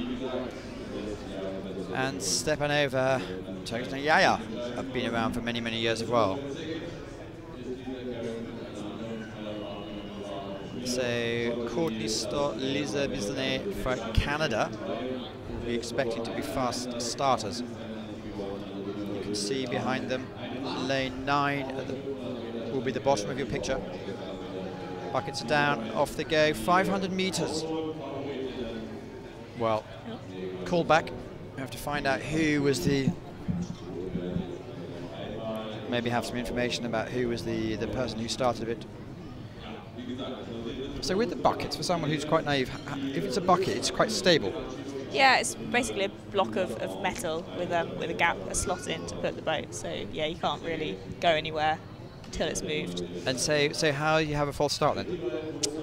I think you can get a full start if you sort of almost try to anticipate the bucket and you end up just smashing straight into it. We might have a replay of the start. Let's have a look. Who's going to be the first out? Ian, you're a spotter. It looks like they just didn't pick up on the start, so... It might be that the start noise didn't go off and the buckets just went down. Didn't get to the rest of the back half of the race course, so they deemed it unfair and they called everyone back, which was very nice of them. I think that's the key word, isn't it? To try and keep the fairness. Yes. 'Cause, you know, I think what sometimes, that some athletes, obviously, with the adrenaline and the emotion, if a decision goes against them, they get really annoyed and blame people. But you have to stress that a lot of these volunteers and these officials, you know, take their time out. They're passionate about sport, and they feel rotten if there's a mistake, and we all make mistakes. So I think, you know, this weekend's gone pretty much, apart from now, to clockwork. And they're all volunteers, which is the important thing to remember. Absolutely, yeah. They're all doing it for the love of the sport, really. So it's important to remember. I'm just circling around. I remember watching the London final in the Olympic Games, and when the K4s actually made a bit of a mess of the men's, and I know the speaker was saying, "Gentlemen, please turn around, we're on live television," as if they'd give a damn. Yeah, yeah. It's probably not top of their priority at that moment. Definitely not. So the announcer here is doing 80% in German, a little bit in English, which is great. Last weekend was, I think it's about 50-50 split, but they had a very talented young team from the sports presentation in Szeged. Szeged was really investing a lot in it because they're hosting the World Championships next year. So it's great to have a different nationality, because when you're in England, they don't really bother about that, do they? No, unfortunately not. It tends to just be, if you speak English, great. If you don't, you have to listen more clearly. Lump along, yeah. So here we go, they're lining up for the final. Lisa Carrington, Lizzie, she's your generation. What makes her so amazing? I think she's just consistently wins everything there is to win. 200, 500, you know, very versatile athlete, and just wins all the time. But is that down to physical force or mental force, or clearly the both? Yeah, a combination of both. I mean, she's not the biggest athlete. She's pretty small and petite, so great technique. As you see, the black boat in the middle is the New Zealand boat with Ermin Peters and Brox from Belgium also looking in at the moment. What we saw last week was we saw them really take it out strong and hold on. But are the French going to hold on? It's very easy to spot because it's the only non-white boat. That's something we're quite disappointed with. As in a few years ago, all the boats were brightly coloured and amazing, and now the vast majority are white. Yeah, we seem to have lost quite a lot of the jazzy designs. But a lot of them are higher boats, so they'll just be the plain white ones. Yeah. Anyway, New Zealand, and there's certainly what the experts were noticing last week is they really, really are in sync all the time. Oh, absolutely. I mean, you could stop that video at any point and they'll be perfectly in time. And is that just hours and hours of training on exactly the same? Yeah, that'll just be hours of running the K2s, the K4s to get perfectly in sync. Well, New Zealand got a very healthy lead from Marion Hustin and Sarah Goya, Sarah was in the water about an hour ago, so like I said, she's not doubling up, she's tripling or quadrupling up this weekend. Lisa Carrington deciding to concentrate on the crew boats, and it's looking that it's going to have a really fine performance, and all the fans here are cheering them home, or clapping them home rather. The wind switched though, it's no longer a tailwind, it's a bit of a crosswind. Yeah. Water's still flat. Anyway, exhibition from New Zealand, Lisa Carrington and Caitlin Ryan. They've been out of the picture. It's if you're so good, you don't get on the TV picture. Sailor Hatch and Swartz coming home quickly. It looks like the French are going to hold on. No doubt about the winners by a length and a half. It's New Zealand. France takes a second. Maybe Belgium for bronze. It was all quite close at the end there. What's the most annoying now is you have a close-up of Lisa and she won't even be panting that much. Yeah, it looked like she's hardly tried at all. It's a testament to how good she is as a paddler that she can look like that after a flat-out race. Caitlin's panting away a little bit at the back. Because it's almost as though they have to they don't want to let the team down. They're incredibly powerful paddlers. Well, they have around their nice neck, they seem to have their neck muscles specifically developed up to lifting so they can actually hold up. Yeah, got extra muscles. I think they have. I think it's all about working specific muscles, clearly. But speaking to some experts, they say that's.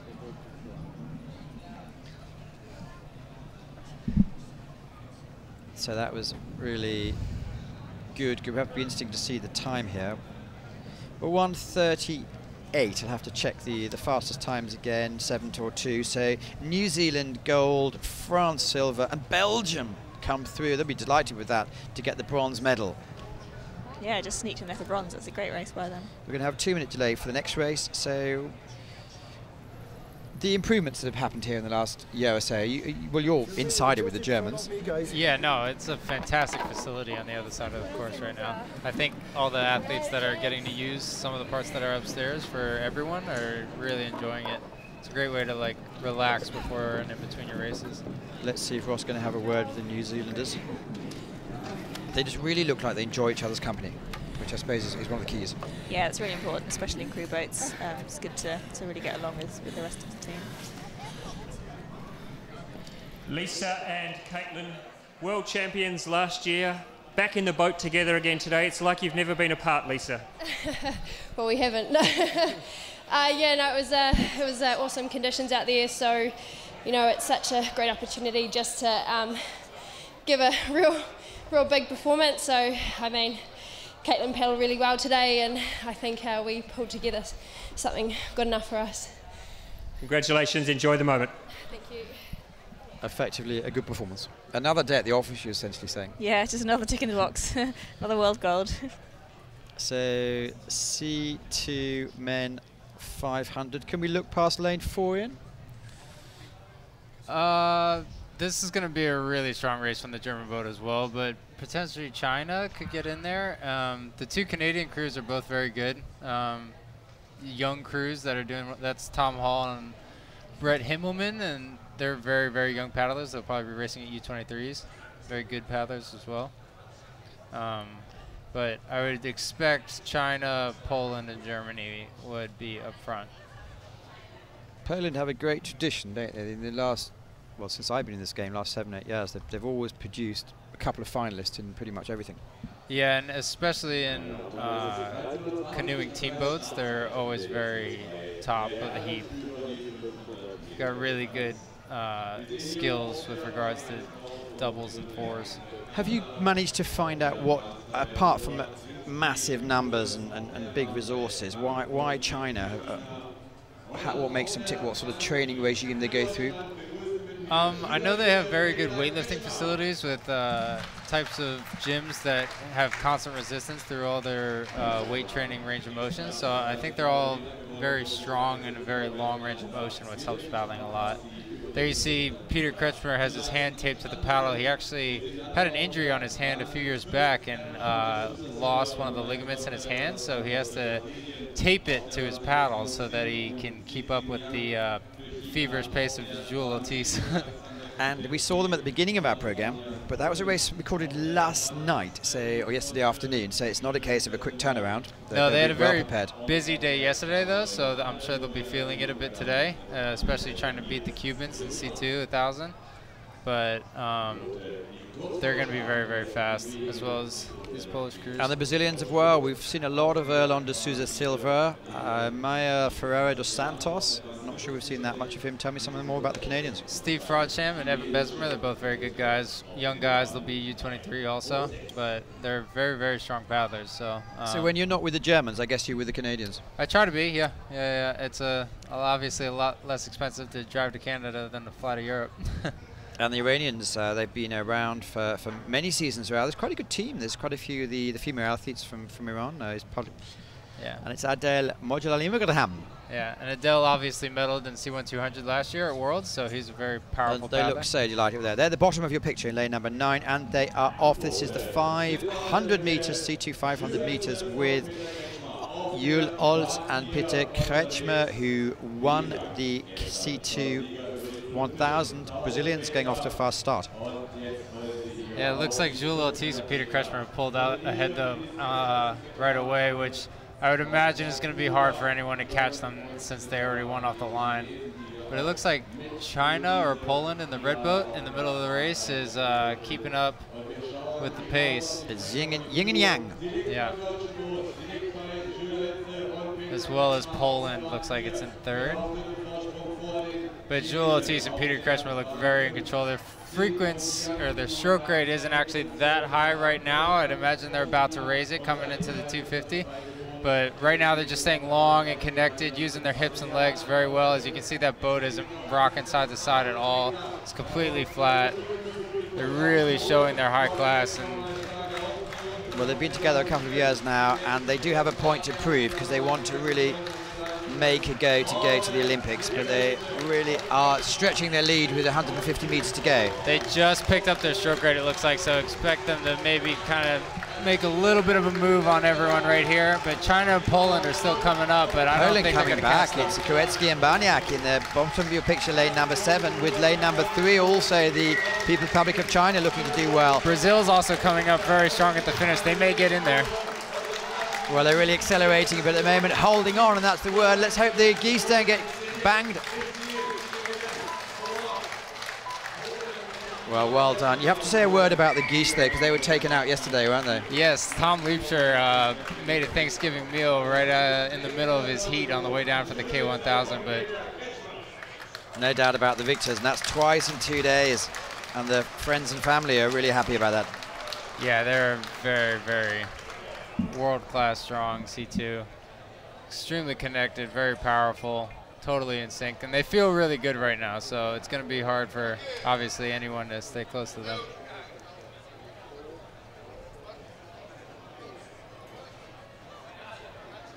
So Peter Kretschmer has come through quite a lot, because I remember talking to him after the year or so after the London Olympics where they won the gold, where it's like a lot of people sort of secretly struggling for motivation.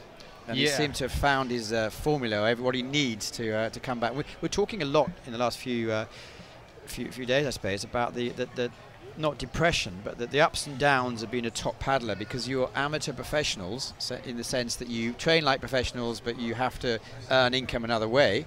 Yeah. And the whole year is around about a couple of races. Yeah, Peter's a really tough guy after the Olympics, and he kept the same C2 partner, and they weren't quite as fast the year after, but he ended up in 2013 going in the C4 and winning Worlds here in Duisburg with a very strong team. So he's always been a very, very high-level paddler no matter what he's doing. But they look like at the finish of the race, Peter was saying to Jules that there was a part of their race that didn't seem too clean, which is interesting because they still won pretty strongly. That's certainly been an excellent performance and great English as well. Let's see if we can understand a couple of words of them. The key is they get very annoyed if you mention Brendel. You, Peter, 2 World Cup gold medals in 2 days. Duisburg is good for you, yes? Sure, it is. The race today for you? It's different than the 1000 yesterday.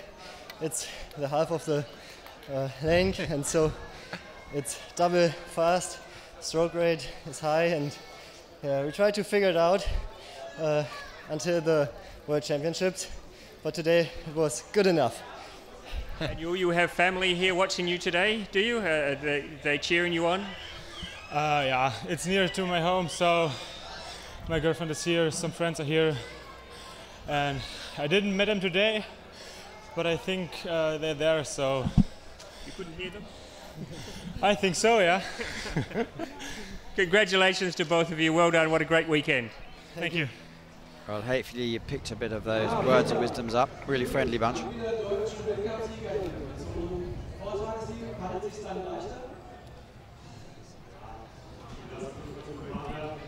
Yeah, the wind's definitely changed around a little bit, but that's still very, very fast times. Well, here you hear the results. Germany's gold, Poland silver, just taking in the end. And China coming through with the bronze medal. These athletes, it's all about, you know your performance in training. Are they close, or do they ever beat these times in training? Just general. I think quite often in training you'll hit your fastest times. Obviously it's quite hard to replicate race scenarios, but certainly in time trialing you can get close to your fast times. Yeah. Even with the extra adrenaline, everyone says you can't replicate exactly, but if you're going faster. I think if you're going fast, you're fast. It kind of regardless of where you are or who's around you. Sometimes when it's just you in a time trial, there's no other distraction, so it can be easy to go fast then. So you have to deal with the pressures of race day and the actual race. We're going to go forward and look at it now. These three are, in the last 4 or 5 years, if they don't like each other, there's a big problem because they're always on the podium. Yeah, I think they are all very good friends, though. They all have a lot of mutual respect for each other. They seem to. They all talk really endearingly about the challenges. And yeah. I believe Carlo Tacchini is wanting to join the club. He's certainly pushing on quite nicely. Yeah. So it's the C1 1000 men's ceremony. Normally in the World Championships this wouldn't happen because Brendel doesn't like being beaten. Yeah, I would not want to be Sebastian Brendel's training partner for the next few weeks.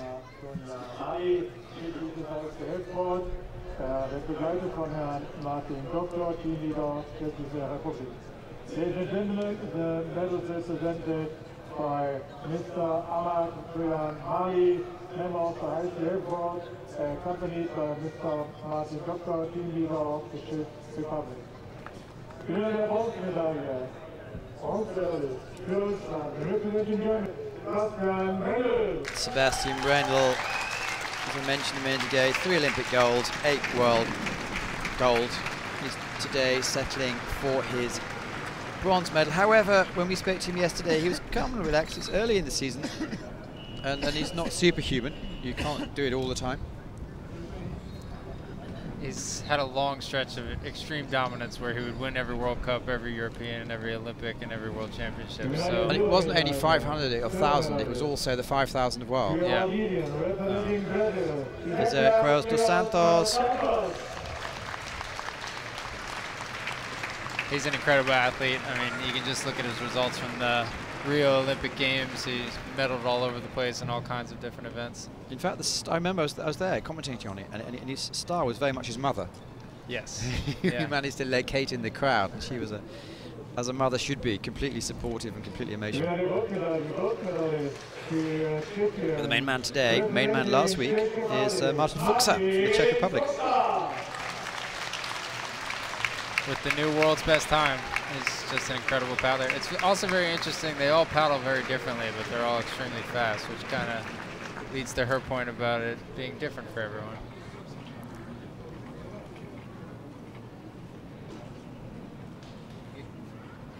So it's just I know a couple of years ago the national anthems were played, but they weren't played in Sega last week, and they weren't played this week. Not even the raising of the flag. They're getting more and more minimalist. If I was the organizer, I'd have the national anthem and I'd have the flag. Yeah, that would be nice. I guess there's a lot of events to get through. But they care. I think they still should allocate 30 seconds.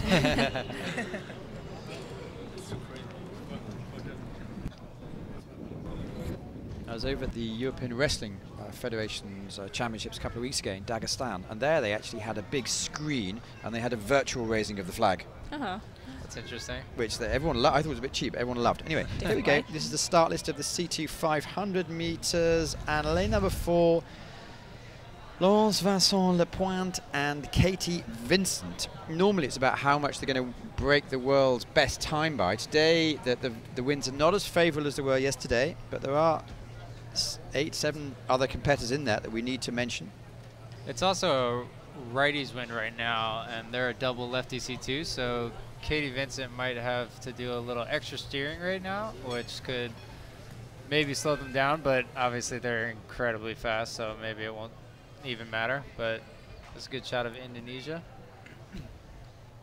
They have a very, very high stroke rate, also double left, so they might have some trouble steering as well. There's the German boat. They've got a righty steersman, so they won't have any trouble steering at all, but they're going to have a lot of power going through this race. Sophie Koch and Lisa, very, very strong girls for German C2. So we haven't seen the first Canadians, I don't think.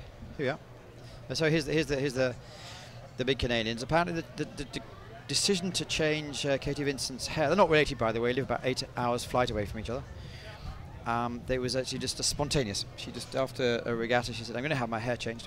And it took 6 hours apparently. Zhuzhou from People's Republic of China. So they're managing to put strong teams and different teams in the C2 200 and C2 500. Yeah, it's very impressive. That's hard to do at this level. Yeah, real strength and depth. Man San. And as you mentioned, their priority is going to be the Asian Games, but it looks like they're getting a really good block of training coming in for. Yeah, I would expect them to have very high stroke rates coming through this race. But it's a long race, so you know that can backfire sometimes, but we'll see. And the Frenches with Eugénie d'Ange and Anne Catelet. So French putting people in pretty much every final at the moment. And Japan, it's great to see they've got a team, did rather well last week in Kibata and Kirate.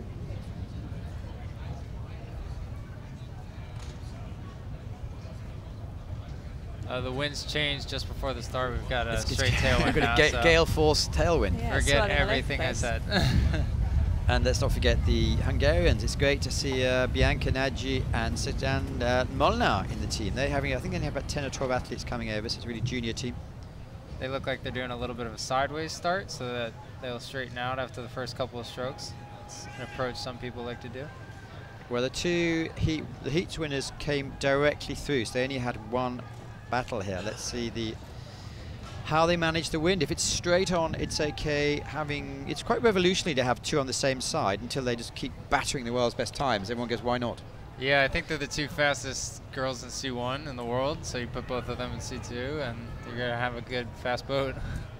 Looks like one of the boats is just cut left into the lane a little bit, but everyone's staying strong in their lanes.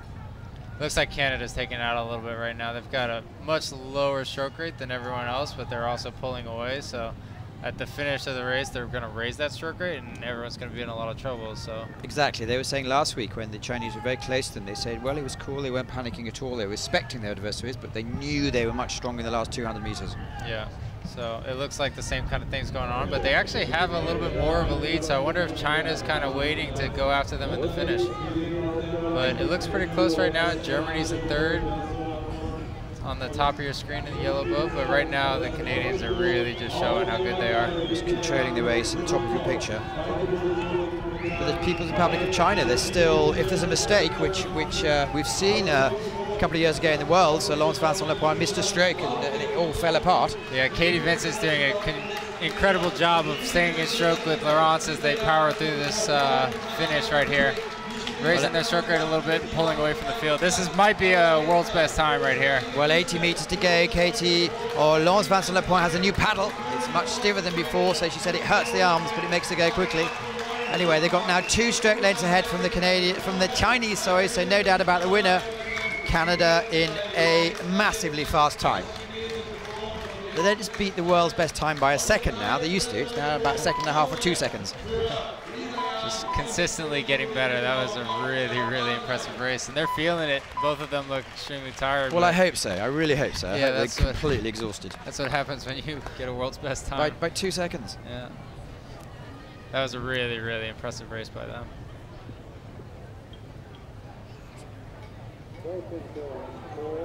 Well, they had the favourable conditions came by, and it's all. Laurence Vincent Lepoint was telling me that last year she was still very dominant, but she had other studies. She's been studying forever, and this year she managed. There's some of the amazing pictures. There's a couple of drones. So that's from the Swiss Fred from the Swiss drone school, and Jan also. They're really showing us what you can do. But these 2 athletes are really putting it out. As I'm mentioning, Laurence Vincent Lepoint, she's giving it full time now for the next year or so. And I think that will really show what the sport is. And she said that the problem is every day these 2 are probably the best in the world, and they train together. So it's the worst and the best news. Yeah. You're helping your partner get better. At It's the same time, you're pushing yourself through. Yeah, the women's canoe training camps in Canada are really a shark tank. So that's really good for their speed, obviously. I mean, they were a boat length ahead of everyone in that race before they even started doing their finish. So that's really hard to do. 1:51.428. It's 2 seconds faster than everything ever done before. Canada gold, China silver, and Germany bronze.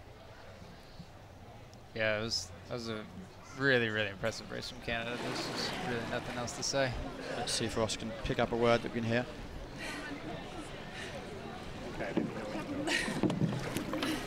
Normally they get quite excited when they hear the times, but they don't know.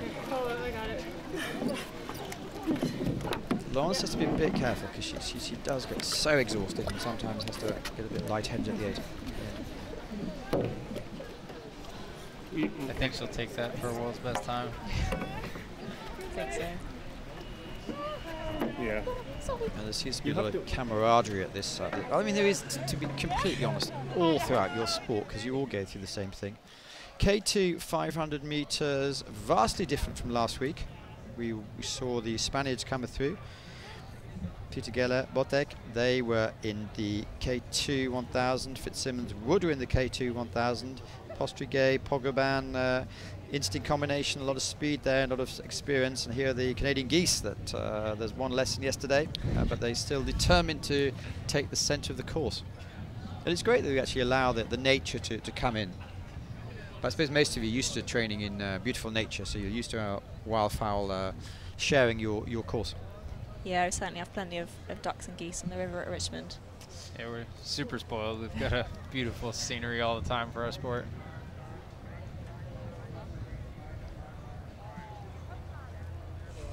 Well, there's Postriguet, 2012 200-meter champion with Daichenko, who we saw a few minutes ago, and Pogobin, world champion before for the Russians.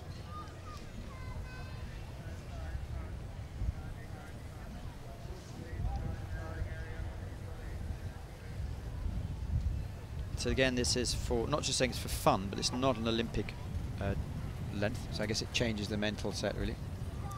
Yeah, and I think it also gives a bit of an opportunity to for other people to come in and race the non-Olympic events, sort of outside the main team members. That's good. So you're actually breaking into the stresses and the pressures and all sorts of things in the A final. Exactly. So we had a very young British crew who came and did the 500. Sorry, they didn't make the final, but you got a lot of PBs on the way, so they've been a really good opportunity for them. So Denmark, Germany, Russia, Slovakia, Canada, Australia, Kazakhstan. Lipkin is going to go for Kazakhstan. He decided to change nationality from the great Russian paddler. He's a 200 specialist, but he's hoping to up his game a bit. And here we have Peter Gellenbotek, who have been around an awful long time. Multiple World Championship medals.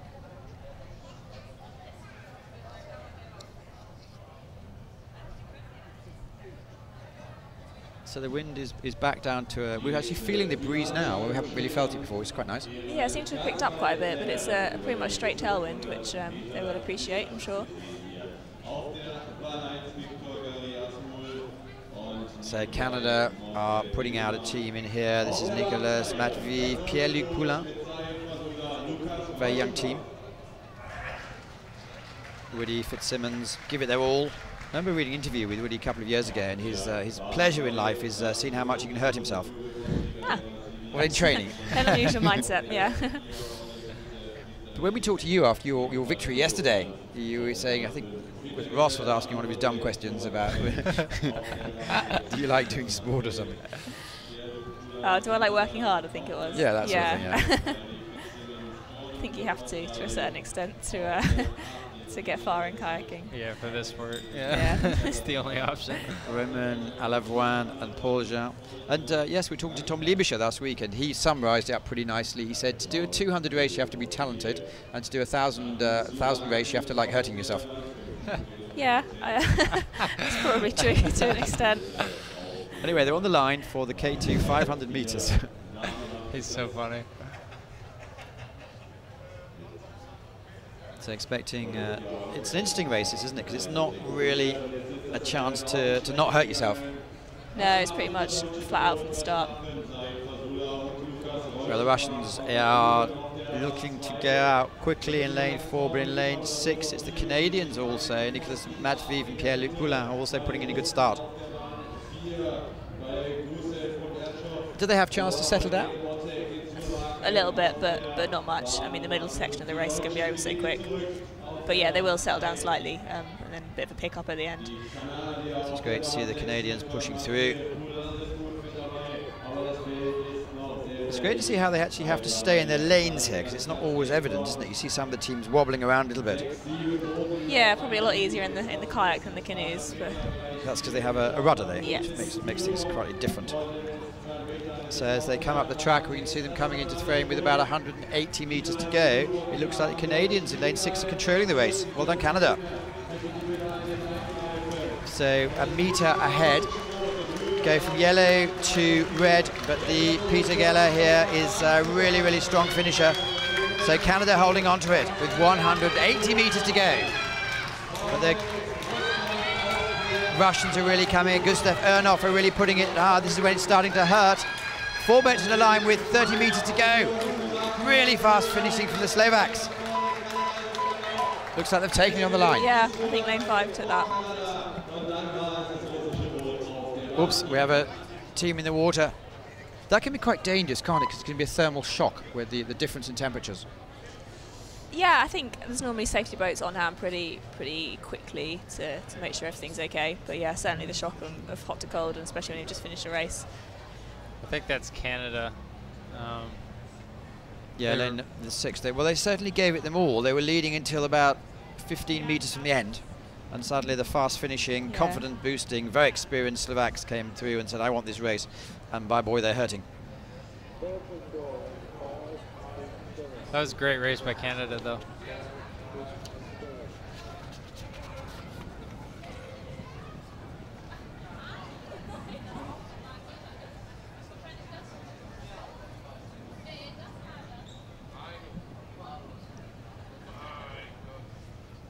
So it shows that the only couple of metres that really matter, the last couple of metres. Let's see, look where they're lunging for the line, the Canadians. The rule is you have to be what? Both of you in the boat when you cross the line? Or you have to both cross the line? Yeah. Or I think just a piece of you has to be in the boat. Just the boat, yeah. In contact with the boat, maybe. Because I know we saw Jose Correos dos Santos a few years ago when he really lunged in a World Championship final with Sebastian Brendel and was just fell out just before. But I suppose you canoe boys are expert in lunging on you. You do it pretty much every time you have a hard piece of practice. So yeah, but sometimes in a race you got to get a little extra 2-3 inches or whatever it is, and so. Yeah, it's certainly quite an art. Yeah, some people are really good at it. Adam and Peter, there's no silver medal yesterday in the 1,000, you actually have gold today for you in the 500. How do you feel about having that gold medal coming around your neck? I'm really happy because yesterday was a really hard day.